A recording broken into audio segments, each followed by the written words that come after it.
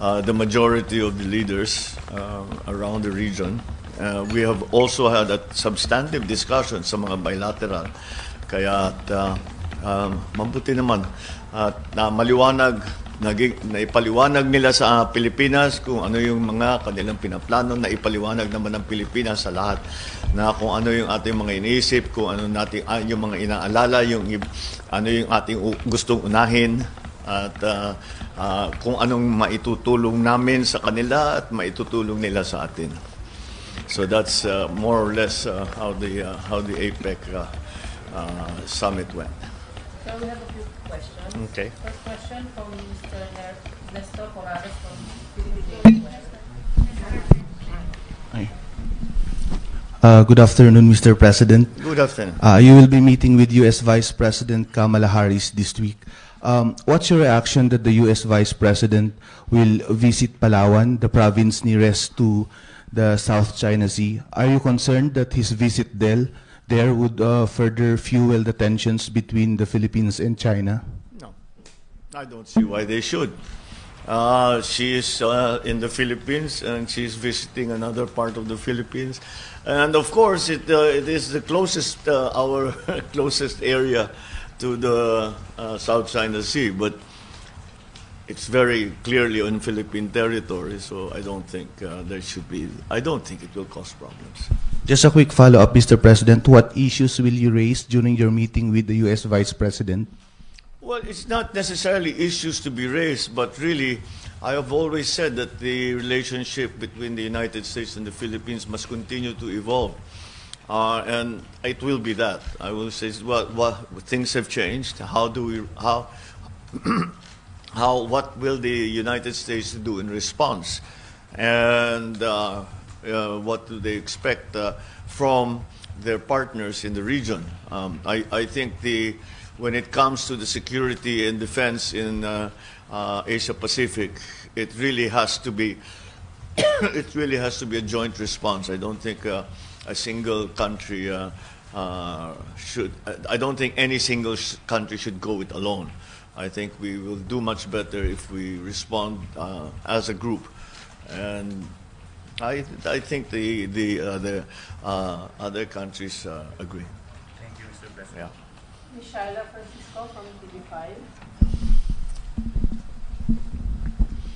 Good afternoon, Mr. President. Good afternoon. The 2022 Joint Declaration was just released a few minutes ago. It made mention of the impact of Russia's war in Ukraine. Particularly, it said most economies are condemning the war and that they demand the full withdrawal of Russia and Ukraine. I just like to ask, what was your position there? What issues did you raise? The Philippines' position has been made very clear in the UN votes, and wherein we talked about self-determination and peace. We continue to believe that, and for the Philippines. I kept reminding everyone that our national policy, our foreign policy is based on the national interest and peace, and that's our guide. And I think that people understand this very well. Yet the enemy to none, friend to all policy still applies. And so that is, we are still trying we are maintaining that. However,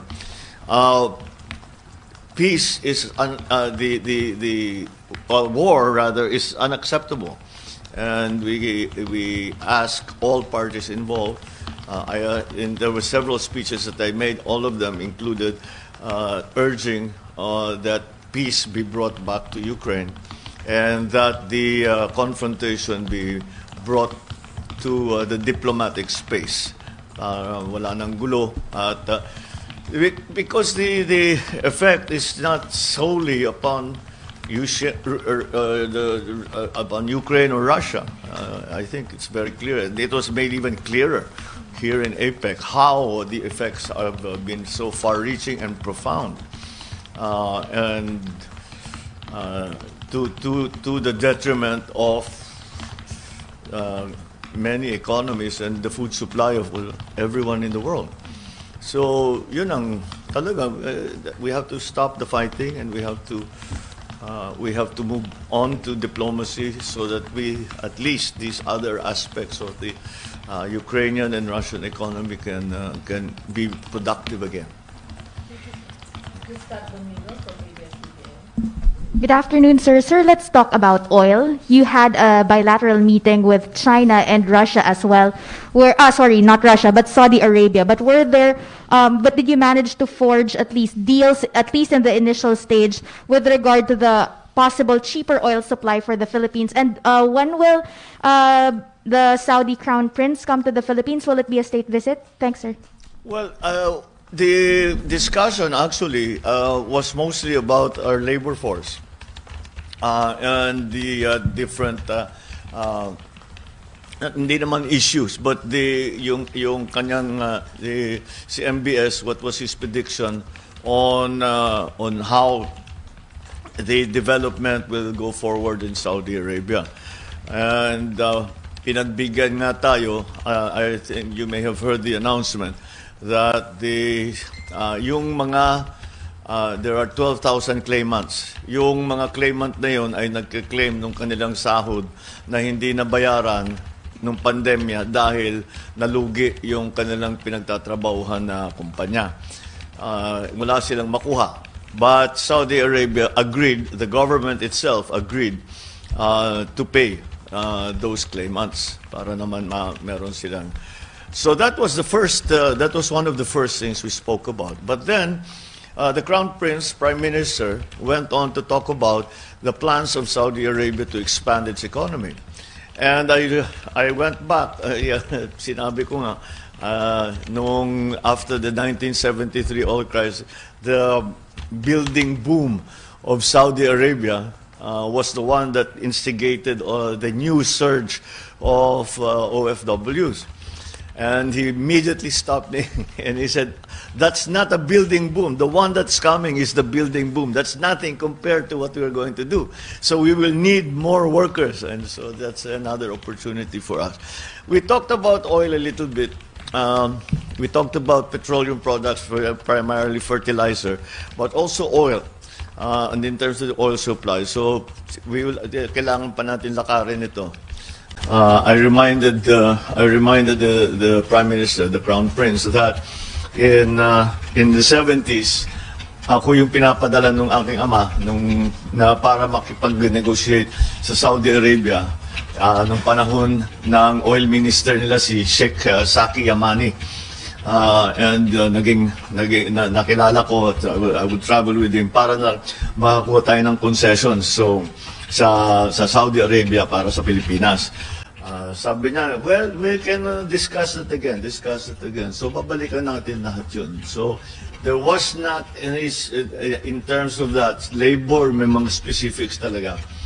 Pero sa fuels, sa oil supply, we touched upon it, but we just have to pursue it further. Yung fertilizer mukhang mas madali. Baka meron tayong makuha sa kanila. I'm sorry?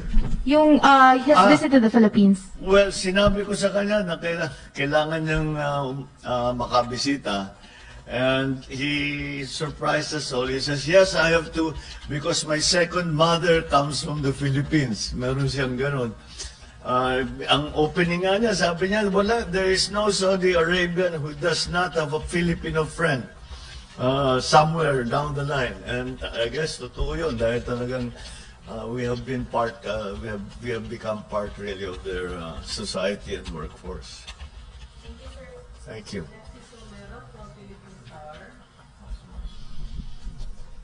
Good afternoon, Mr. President. The Chinese Foreign Ministry released a statement after your meeting with President Xi that the Philippines and China should reject acts of bullying in the region.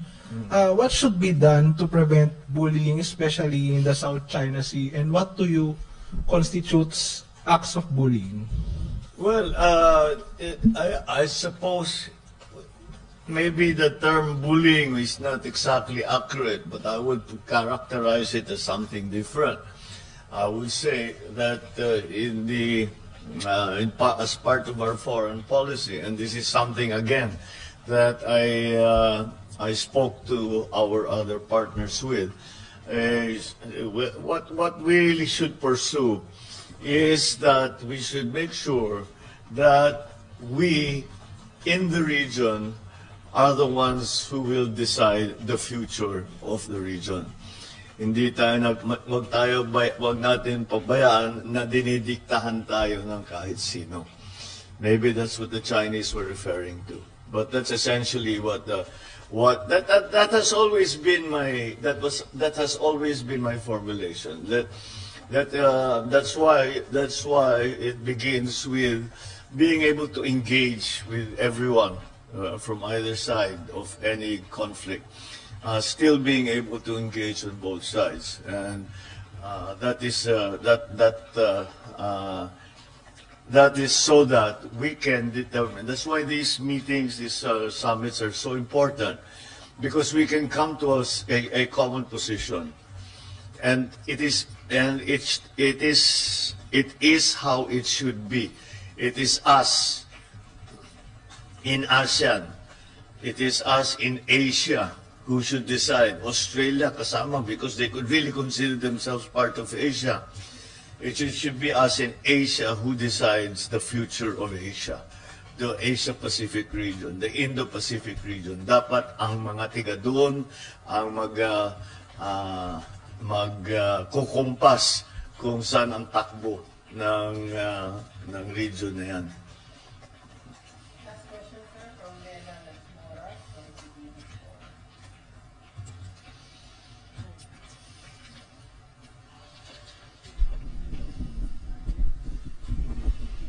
Hi, good afternoon, sir. Good afternoon. You've met several global leaders here in Bangkok, Thailand.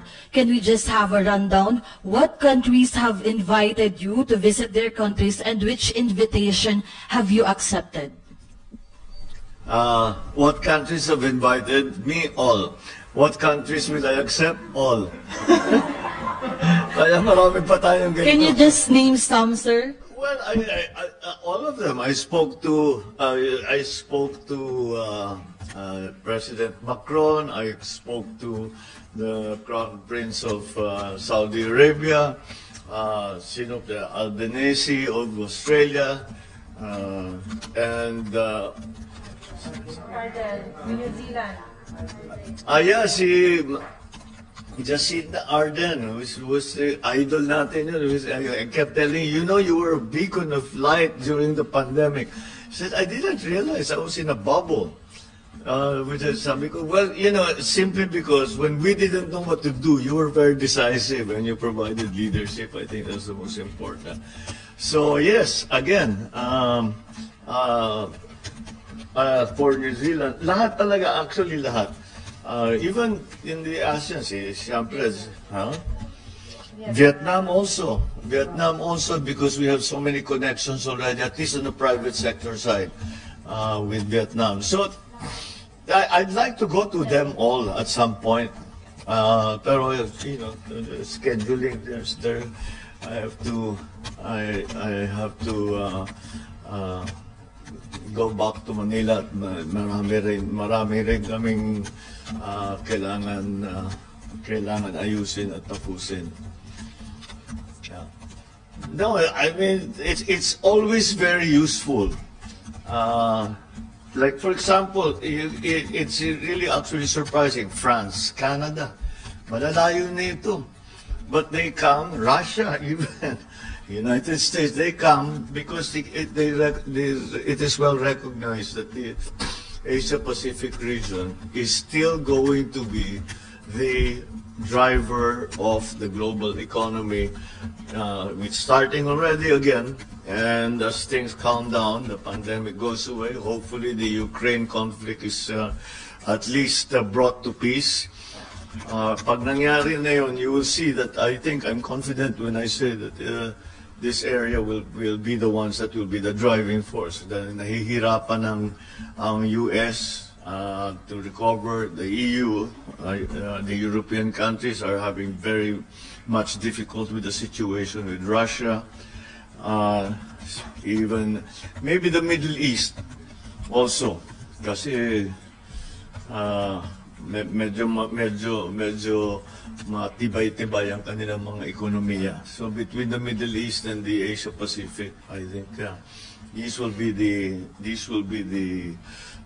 the economic poles as we move forward. All right. Thank you. Maraming salamat. Thank you, sir. Thank you.